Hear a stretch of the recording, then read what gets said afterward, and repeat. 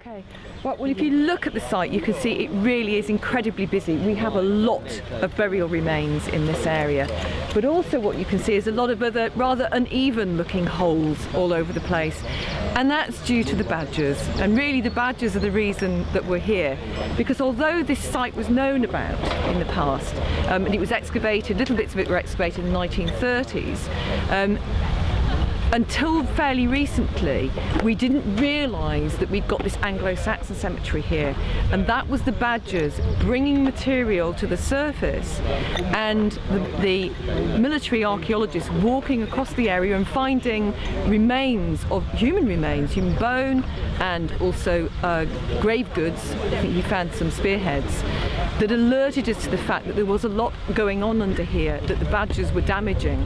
Now what we have to do is balance us recovering the archaeology with not disturbing the badgers too much. So this year, for instance, we're only looking at a proportion of the site.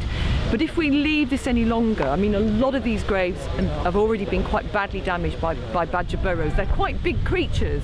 I mean, rabbits are bad enough, they're quite dinky wee things, but badgers can move entire bones and have been doing that.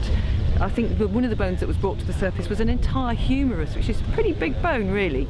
So the idea that we've got here is we're going in there to rescue what we can and find out what we can of this Anglo-Saxon cemetery before the badgers destroy the entire thing, which unfortunately they are doing quite a good job of, and of course they're not recording any of it before they bring it to the surface. So we're trying to do it archaeologically so we can understand the context out of which this material comes.